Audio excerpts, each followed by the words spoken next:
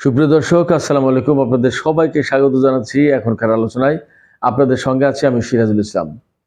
দর্শক, আজকে অনেকগুলো বিষয় আলোচনা করার ব্যাপার আছে। প্রথম যে বিষয়টা আপনাদের সামনে আমি উপস্থাপন করব সেটি হচ্ছে মার্কিন চিফস অফ স্টাফের চেয়ারম্যান জেনারেল ড্যান কেইন তিনি সরাসরি যুদ্ধের বিরোধিতা করেছেন। তিনি বলেছেন ইরানের সাথে যুদ্ধ করলে বিপদটা অনেক বড় কঠিন হতে পারে। মজার ব্যাপার হচ্ছে ডোনাল্ড ট্রাম্প এই ব্যাপারে তার সোশ্যাল ট্রুথে, তিনি এক্স তো ব্যবহার করেন না, টুইটার ব্যবহার করেন না, ব্যবহার করেন সোশ্যাল ট্রুথ। তাতে তিনি বলেছেন যে পত্রপত্রিকা জেনারেল ড্যান কেইনের বক্তব্যকে ভুলভাবে উপস্থাপন করছে এবং মিথ্যা কথা বলছে। তার মানে তাকে বিবৃতি দিতে হয়েছে। এটা গেল একটা বিষয়। আরেকটা বিষয় হচ্ছে ইরানের সর্বোচ্চ নেতার পলিট ব্যুরোর উপপ্রধান তিনি বলেছেন, তিনি একজন সেনা কর্মকর্তা, ব্রিগেডিয়ার জেনারেল রাসুল সানা ইরাদ, তিনি বলেছেন আমেরিকা যদি যুদ্ধ শুরু করে তাহলে মার্কিন সেনাদের অজস্র কফিন আমেরিকায় পৌঁছাবে। মার্কিন জনগণকে তাদের সন্তানদের কফিন গ্রহণের জন্য প্রস্তুত থাকার আহ্বান জানিয়েছেন তিনি। এপাশে ডেমোক্র্যাট সদস্যরা সরাসরি ডোনাল্ড ট্রাম্পকে বলেছেন যে আইন হাতে তুলে নেবেন না, আইন নিজের হাতে তুলে না নিয়ে বরং কংগ্রেসের উপর বিশ্বাস রাখুন, আস্থা রাখুন এবং কংগ্রেস থেকে অনুমতি নিতে হবে। আপনি চাইলেই ইরানের বিরুদ্ধে যুদ্ধ করতে পারেন না। আর সিনেটের সংখ্যাগরিষ্ঠ দলের নেতা চাক শুমার, তিনি ডেমোক্র্যাট দলের নেতা, তিনি বলেছেন ডোনাল্ড ট্রাম্প এখনো এমন প্রমাণ দিতে পারেনি যার কারণে ইরানের বিরুদ্ধে যুদ্ধ শুরু করা যায়। তাকে প্রমাণ দিতে হবে ইরানের বিরুদ্ধে আমরা কেন যুদ্ধে যাব। তার মানে ডোনাল্ড ট্রাম্প ঘরের ভেতরে অর্থাৎ দেশের ভেতরে মারাত্মক রকমের বিরোধিতার মুখে। চমৎকার আর একটা খবর আছে, আপনারা মনে হয় অনেকেই জানেন, টাকার কার্লসন হচ্ছেন একজন মার্কিন সাংবাদিক। তিনি ফক্স নিউজ টেলিভিশনের সাংবাদিক, তিনি খুব জনপ্রিয় টক শো উপস্থাপক। তিনি একটা সাক্ষাৎকারে বলেছেন যে ডোনাল্ড ট্রাম্প মূলত দেশের স্বার্থে যুদ্ধ করছে না, তিনি যুদ্ধ করতে যাচ্ছেন ইসরায়েলের স্বার্থে, তিনি আমেরিকার স্বার্থে যুদ্ধ করছে না। টাকার কার্লসন আরও বলেছেন যে ডোনাল্ড ট্রাম্প যে স্লোগান দেন যে আমেরিকা ফার্স্ট, কিন্তু প্রকৃতপক্ষে তিনি ইসরায়েল ফার্স্ট এই স্লোগানকে সামনে রেখে কাজ করছেন। এরকম অনেকগুলো বিষয় নিয়ে আমি আপনাদের সামনে এখন হাজির হয়েছি। বিষয়গুলো নিয়ে আমি বিস্তারিত আলোচনা করব, আশা করি সঙ্গেই থাকবেন।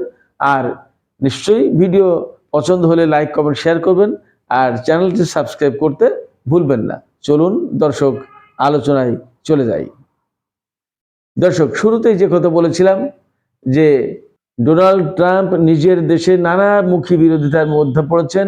ট্রাম্প নিজও ঘরের ভেতরে সবচেয়ে যে মারাত্মক বিরোধিতার মুখে পড়েছেন সেটি হচ্ছে এই যুদ্ধ যিনি পরিচালনা করবেন, যিনি নেতৃত্ব দেবেন, তিনিই এই যুদ্ধের বিরোধিতা করেছেন। তিনি হচ্ছেন মার্কিন জয়েন্ট চিফস অফ স্টাফের চেয়ারম্যান জেনারেল ড্যান কেইন। তিনি বলেছেন যে যদি ডোনাল্ড ট্রাম্প যুদ্ধ শুরু করেন তাহলে সবচেয়ে বিপজ্জনক যেটা হবে, দুটো বিষয় বিপজ্জনকের কথা বলেছেন তিনি, যে এই দুটো বিষয় সবচেয়ে বিপজ্জনক হবে। একটা হচ্ছে যে ইরান এই যুদ্ধে মারাত্মক রকমের প্রতিরোধ গড়ে তুলবে এবং আমেরিকার এয়ার ডিফেন্সের শর্টেজ অর্থাৎ ঘাটতি পড়তে পারে। তার মানে এত বেশি ক্ষেপণাস্ত্র এবং ড্রোন ছুড়বে ইরান যে আমেরিকার পক্ষ থেকে সেগুলো মোকাবেলা করার জন্য তো এয়ার ডিফেন্স সিস্টেম লাগবে, পেট্রিয়ট থার্ড এগুলো লাগবে। ধরুন আমেরিকায় এই এলাকায় মোতায়েন করবে, যা তা দিয়ে হয়তো একসাথে 500 ক্ষেপণাস্ত্র আর ড্রোন একসাথে মোকাবেলা করা যাবে, কিন্তু ইরান তো ছুড়বে 10,000 বা 2,000 বা 5,000, তখন কি করবে? আমরা তো খুব সম্প্রতি শুনেছি যে ইরানের হাতে 80,000 ড্রোন রয়েছে। তাহলে আর মিসাইল সিটি তো একের পর এক উন্মোচন হচ্ছেই, সেক্ষেত্রে কি করবে? আমেরিকা সামাল দিতে পারবে না। জেনারেল ড্যান কেইন, এই ড্যান কেইন হচ্ছেন মার্কিন সামরিক বাহিনীর যে কয়জন প্রধান আছেন তার চেয়ারম্যান, তার মানে টপ মোস্ট সামরিক কর্মকর্তা, তিনি বলেছেন এই কথা। এখন এইটা নিয়ে কিন্তু হুলস্থুল কাণ্ড সারা বিশ্বের সংবাদ মাধ্যমে, পত্র পত্রিকায় শুরু হয়েছে, আমেরিকার ভেতরেও তো তোলপাড় শুরু হয়েছে। এই পরিস্থিতিতে ডোনাল্ড ট্রাম্প বিবৃতি দিতে বাধ্য হয়েছেন। সোশ্যাল ট্রুথে তিনি লিখেছেন, পোস্ট দিয়েছেন, স্ট্যাটাস দিয়েছেন যে না না, জেনারেল ড্যান কেইন তিনি ঠিক আছেন, তিনি সত্য কথা বলেননি, বরং পত্রপত্রিকা মিডিয়া মিথ্যা কথা বলছে, মিথ্যা কথা বলছে মিডিয়াগুলো, কিন্তু প্রকৃতপক্ষে একথা বলেছেন। এবং এটা আল জাজিরা থেকে শুরু করে আরব অঞ্চলের বা বিভিন্ন দেশের, আমেরিকার, খোদ আমেরিকার পত্রপত্রিকাতে, মিডিয়াতে এসছে। শুধু তাই না, ওয়াল স্ট্রিট জার্নাল আপনারা সবাই হয়তো জানেন যে খুব বিখ্যাত একটা পত্রিকা আমেরিকার, আবার ওয়াশিংটন পোস্ট, এই দুটো পত্রিকাতেও যুদ্ধের বিরুদ্ধে বক্তব্য এসছে একেবারে সরাসরি। মানে আমেরিকা এই যুদ্ধে খুব একটা সুবিধা করতে পারবে না। আচ্ছা, আর ড্যান কেইন আর কি বলেছেন? আমি তো বলেছিলাম যে দুইটা বিষয় সবচেয়ে বেশি জোর দিয়েছেন। আরেকটা বিষয় হচ্ছে যে তিনি বলেছেন মিত্ররা যদি সমর্থন না দেয় তাহলে আমেরিকার জন্য সেটা বিপদের কারণ হবে। তার মানে মিত্ররা কারা? আরব অঞ্চলের কাতার, সংযুক্ত আরব আমিরাত, সৌদি আরব, কুয়েত, এমনকি শুনলাম যে বাহরাইন থেকে, বাহরাইনে তো আমেরিকার পঞ্চম নৌঘাঁটি রয়েছে, পঞ্চম নৌবহরের ঘাঁটি রয়েছে, এই পঞ্চম নৌবহরের ঘাঁটি নাকি সরিয়ে নিচ্ছে। কারণ কি? ইরানের হামলার ভয়ে, টিকবে না এগুলো। তো আরব অঞ্চলের মিত্ররা যদি সহযোগিতা না করে, আবার ব্রিটেন তার কোনো ঘাঁটি ব্যবহার করতে দেবে না বলে সাফ জানিয়ে দিয়েছে। এখন পর্যন্ত খবর এটাই। ইউরোপের আরো কোনো দেশ এটা করতে দেবে না, ইরানের বিরুদ্ধে যুদ্ধটা শুরু করতে চায় না তারা। কারণ সারা বিশ্বে যে কেওয়াস সৃষ্টি হবে, সেই কেওয়াস তো সামাল দিতে পারবে না। তো জেনারেল ড্যান কেইন বলেছেন যে মিত্ররা যদি পর্যাপ্ত পরিমাণে সাপোর্ট না দেয় এবং আরব অঞ্চলের ঘাঁটিগুলো যদি ব্যবহার করা না যায়, তাহলে দূরবর্তী অঞ্চল থেকে ইরানের সাথে যুদ্ধ করে পার পাওয়া খুব কঠিন হবে। ঘাঁটিগুলো যদি সাপোর্ট না দেয় তাহলে সেখানে বিমান ল্যান্ড করতে পারবে না। গোলা বারুদ অস্ত্রপাতি আনবে কোথা থেকে? কিভাবে আনবে? যাই না, সেগুলো তো ফুরিয়ে যাবে। তারপরে ইরান যুদ্ধ করবে দীর্ঘমেয়াদী যুদ্ধ, ইরানও বলছে, আমেরিকার লোকজনও বলছে। এই জেনারেল ড্যান কেইন তিনি বলেছেন যে ইরান যুদ্ধ করবে দীর্ঘমেয়াদী যুদ্ধ, এই যুদ্ধ ঝুলিয়ে দেবে। হুট করে অল্প সময়ের একটা অ্যাটাকে বা হামলায় যুদ্ধ শেষ হয়ে যাবে, নট দ্যাট। তাহলে কি হবে? ইরান বলেছে যে এই যুদ্ধ হয়তো শুরু করবে তারা, কিন্তু শেষ করবো আমরা, অর্থাৎ একদিন দুই দিনের যুদ্ধ শেষ হবে না, দীর্ঘদিন যুদ্ধ হবে। এবং এই যুদ্ধের ভেতর দিয়েই সম্ভবত, অনেকেই বলছেন সম্ভবত মধ্যপ্রাচ্য অঞ্চল থেকে আমেরিকার ঘাঁটিগুলো সব খালি করে ফেলতে পারে, অর্থাৎ মধ্যপ্রাচ্যে মার্কিন সামরিক বাহিনীর উপস্থিতি হয়তো জিরো হয়ে যেতে পারে। কারণ ইতিমধ্যেই আমরা জেনেছি যে ইরাকের আইন আল আসাদ ঘাঁটি, সবচেয়ে বড় যে ঘাঁটি, সেই ঘাঁটি ছেড়ে দিয়েছে, সিরিয়ার ঘাঁটি ছেড়ে দিয়েছে, আলুদের ঘাঁটি থেকে নাকি অনেক সেনা টেনা সরিয়ে নিয়েছে। তো পঞ্চম নৌবহরের ঘাঁটি সরিয়ে নিচ্ছে, সেখান থেকে জাহাজ টাহাজ সরিয়ে নিয়েছে, কারণ ধ্বংস করে ফেলবে। এবং আপনারা এর ভিতরে শুনেছেন যে আব্রাহাম লিঙ্কন তো যতটা কাছাকাছি এসেছিল, এখন সেই জাহাজ দূরবর্তী অবস্থানে চলে গেছে। এবং জেরাল্ড আর ফোর্ড যেটা, সেটা এখনো ভূমধ্যসাগরে রয়েছে, সেটা কিন্তু এখানে আসেনি, অর্থাৎ পারস্য উপসাগরীয় অঞ্চলে আসেনি। সেক্ষেত্রে ইরানের সাথে যুদ্ধ করা তাদের জন্য খুব কঠিন একটা ব্যাপার হবে। এবং সাংবাদিকতার কমিউনিটি থেকে, পলিটিক্যাল অঙ্গন থেকে ডেমোক্র্যাটরা তো সিরিয়াসলি বিরোধিতা করছে। এবং গত 2-3 দিন আগে আমি অন্য একটা ভিডিওতে বলেছিলাম যে মার্কিন রিপাবলিকান দল এবং ডেমোক্রেটিক দল, দুই দলের পক্ষ থেকে সিনেট এবং কংগ্রেসে প্রস্তাব আনা হবে। এবং আজকেই খবর দেখলাম যে আরো কয়েকজন প্রভাবশালী সিনেটর, কংগ্রেসম্যান, তারা সরাসরি বলেছেন যে ডোনাল্ড ট্রাম্প এইভাবে যুদ্ধ শুরু করতে পারে না, এইভাবে যুদ্ধ করার কোনো সুযোগ নেই, কারণ নেই, প্রশ্নই নেই। আর ডেমোক্রেটিক মেম্বার, কংগ্রেসের যে সদস্য, তারা তো সরাসরি বলেছেন যে ডোনাল্ড ট্রাম্প নিজের হাতে আইন তুলে নিতে পারেন না, কংগ্রেসের অনুমতি নিতে হবে। তারা বলেছেন যে জর্জ বুশ ইরাকের বিরুদ্ধে 2003 সালে যুদ্ধ শুরু করার আগেও কংগ্রেস থেকে অনুমতি নিয়েছিলেন। ডোনাল্ড ট্রাম্পকে কংগ্রেস থেকে অনুমতি নিতে হবে, না হলে হবে না।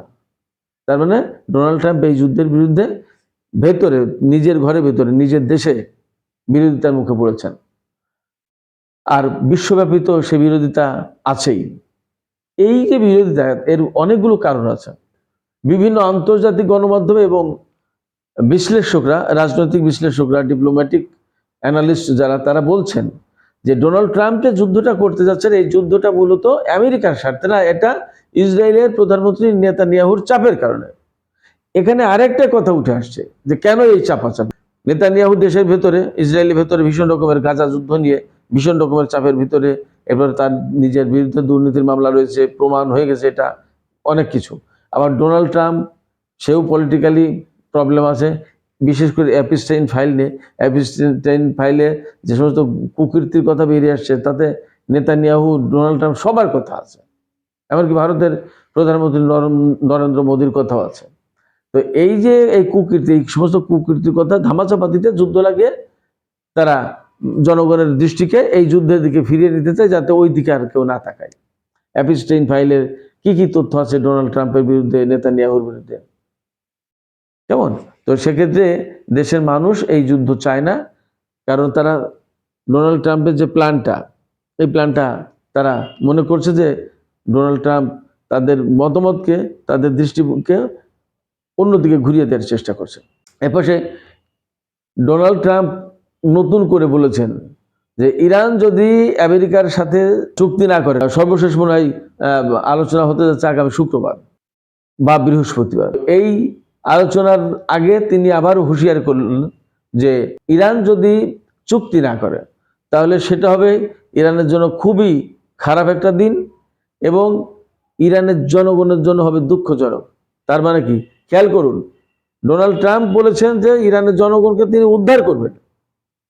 গত পরশুদিনও বলেছেন যে একটা মানুষকে যেন আর ফাঁসি না দেওয়া হয়, ইরানের মানুষকে, অর্থাৎ ইরানের মানুষের প্রতি তার এত ভালোবাসা। খেয়াল করুন, সেই ইরানি জনগণকে হত্যার হুমকি দিচ্ছেন তিনি, যে যদি ইরান চুক্তি না করে তাহলে সেইটা হবে ইরানের জন্য খুব খারাপ দিন এবং সেটা হবে ইরানি জনগণের জন্য খুব দুঃখজনক। তার মানে কি, ইরানি জনগণকে হত্যার হুমকি দিলেন, অর্থাৎ হামলাটা হবে ইরানের উপর, তাতে ইরানের সাধারণ মানুষ মাপ পাবে না, রক্ষা পাবে না, রেহাই পাবে না। ব্যাপারটা তো এই। তাহলে আরেকটা কথা আমি বলি, ডোনাল্ড ট্রাম্প কিন্তু আরো বিরোধিতার মুখে পড়েছেন। আপনারা নিশ্চয়ই জানেন যে ইরান ও মধ্যপ্রাচ্য বিষয়ক মার্কিন বিশেষ দূত স্টিভ উইটকফ এবং তার জামাই, অর্থাৎ ডোনাল্ড ট্রাম্পের জামাই জারেড কুশনার, এই দুইজন ব্যক্তি ইরানের সাথে আলোচনা করে একটা ডিপ্লোম্যাটিক ওয়েতে, কূটনৈতিক পন্থায় এই সমস্যার সমাধান করার চেষ্টা করছেন। আর ডোনাল্ড ট্রাম্প তো যুদ্ধ করার জন্য ব্যস্ত হয়ে পড়েছেন। তারা দুইজন, অর্থাৎ এই স্টিভ উইটকফ এবং জারেড কুশনার, তারা দুইজনও বলছেন যে যুদ্ধ না করে আমাদেরকে সুযোগ দেওয়া উচিত ডিপ্লোম্যাটিক ওয়েতে, অর্থাৎ কূটনৈতিক পন্থায় এই সমস্যার সমাধান করা। তার মানে তারা দুইজনও, স্বয়ং ডোনাল্ড ট্রাম্পের জামাই জারেড কুশনার নিজেও এই যুদ্ধ চান না। সুপ্রিয় দর্শক, এই বিশ্লেষণের পাশাপাশি ইরানের পক্ষ থেকে কি কি বলা হচ্ছে, কি করা হচ্ছে, আরো এরকম ছোট ছোট কিছু খবর আমি আপনাদেরকে জানিয়ে এই আলোচনা শেষ করব।